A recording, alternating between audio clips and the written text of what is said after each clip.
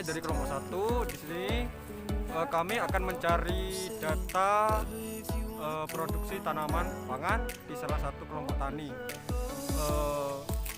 Jadi perkenalkan dulu, nama saya Muhammad Faisal Bari, dan ada yang di depan ada Mas Rizky, di belakang ada Mas Zain, dan paling belakang sendiri ada Mas Joy. Jadi langsung saja kita ke lokasi.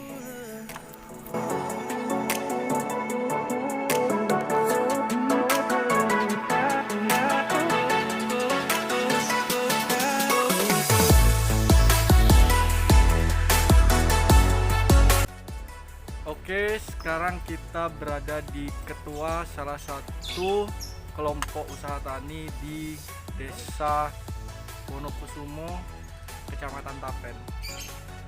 Langsung saja kita bertemu dengan ketua kelompok tani tersebut.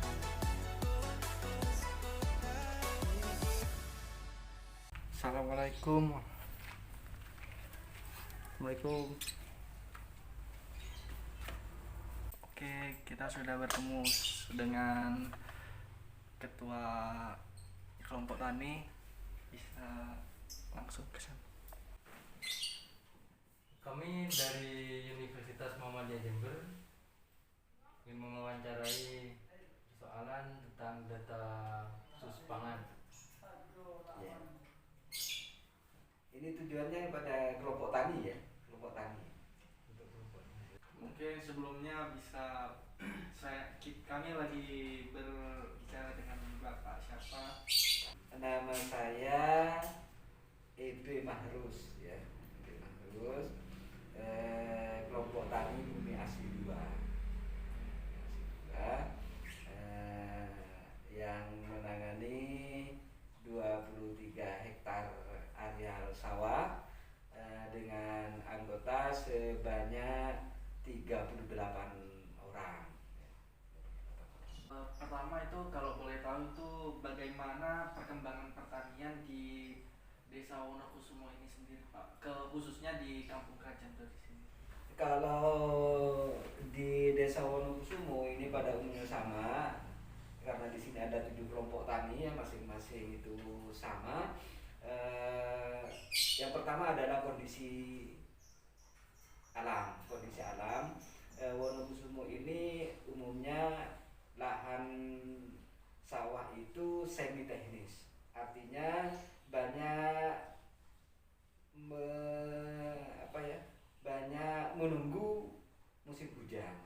Hanya beberapa hektar saja yang sawah teknis, yaitu di daerah Wonokusumo bagian selatan dan Wonokusumo bagian timur di daerah Lebek dan daerah Soklak. Nah, itu pun areanya hanya sedikit, yang di selatan itu hanya 17 hektar, kemudian yang di Lebek itu hanya 9,2 hektar.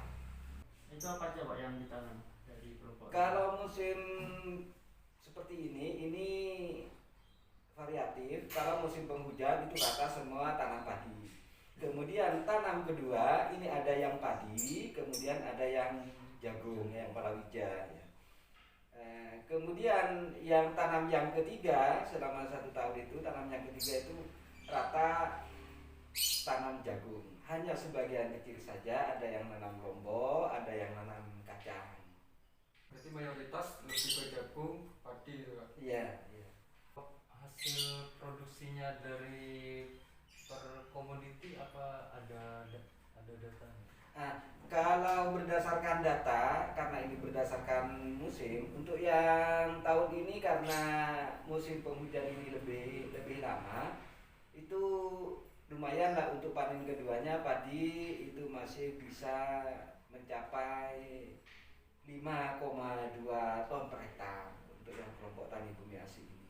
Kemudian yang musim penghujannya di tanam pertama itu, yang tanam bulan November, itu 6,5 sampai 7,2.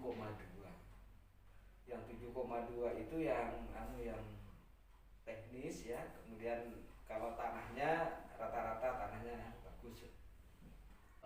Kalau boleh tahu alasan dari kelompok tani ini kenapa mengembangkan cuma komoditas tersebut, kan padahal di tanaman pangan sebenarnya banyak, nggak cuma padi, jagung, sama beberapa tanaman kayak cabai doang Pak.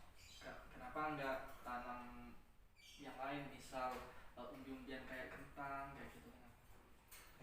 Begini, kalau masalah tanam, yang pertama adalah budaya masyarakat itu sudah terbiasa dengan tanaman seperti itu, dan masyarakat paham betul dengan tanaman padi dan jagung itu, dimana selain dari pembinaan PPN dia juga banyak meneliti sendiri. Jadi dinamika kelompok itu kan seperti itu, banyak meneliti sendiri. Dengan banyak memanfaatkan pupuk organik ya, jadi petani yang banyak memelihara ternak itu kotorannya diolah dijadikan pupuk.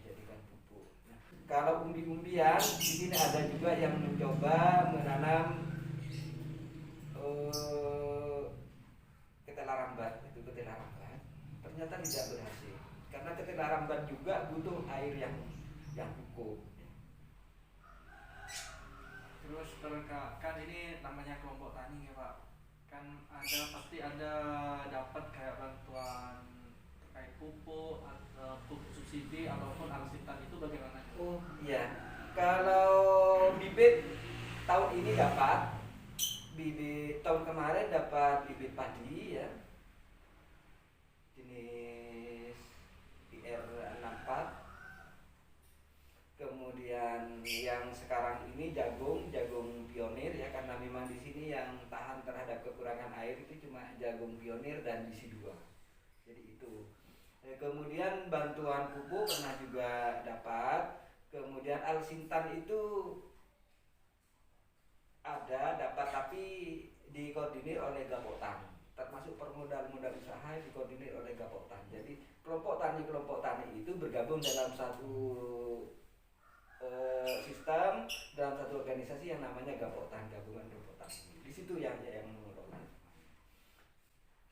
Ini kemudian masalah pupuk itu kami juga yang subsidi dapat dengan prosedur yaitu dengan melampirkan KK, KTP, kemudian SPPT itu. Hanya saja dengan area yang sekian itu pupuk dirasa kurang, jadi sebagian petani beli yang subsidi. Mungkin itu saja dari kami. Selebihnya kalau ada kesalahan kata mohon dimaafkan. Ya sama-sama ya. Terima kasih sudah meluangkan waktu untuk kami wawancara. Ya sama-sama ya. Mungkin masih ada kekurangan informasi yang tidak terakomodir dalam pertemuan ini, bisa ditanyakan di lain waktu dan lain kesempatan. Baik, Terima kasih atas kunjungannya, merupakan suatu kehormatan bagi kami kelompok tani yang sudah dihadiri adik-adik mahasiswa ini. Ya mudah-mudahan bisa memadukan antara hasil teori, penelitian dan praktek. Yang penting adalah implementasi di lapangan. Itu saja. Terima kasih. Oke, kita sudah mendapatkan data produksi pangan dari kelompok tani Bumi Asih. Untuk data produksi pangan akan selengkapnya dibacakan oleh rekan saya. Baik, berikut adalah data yang kami dapatkan. Jadi untuk tanaman padi sendiri memiliki seluas 577 hektar dengan hasil panen 10 ton, nilai produksi 90 juta, biaya pupuk 4.500.000 dan biaya bibit 3.600.000, biaya obat sebanyak 3 juta, biaya lainnya 7 juta. Untuk hasil pemasarannya sendiri dijual langsung. Dan untuk komoditas jagung, luasan lahan 581 hektar dan hasil panen 10 ton, nilai produksi 77 juta, biaya pupuk 4.500.000, biaya bibit 4.400.000, biaya obat 3 juta, biaya lainnya 4 juta, dan pemasaran hasil dijual langsung. Untuk tebu, luas lahan 38 hektar, hasil panen 3 ton, nilai produksi 27 juta, biaya pupuk 3.850.000, biaya bibit 4 juta, biaya obat 1 juta, biaya lainnya 4 juta. Pemasaran dijual langsung.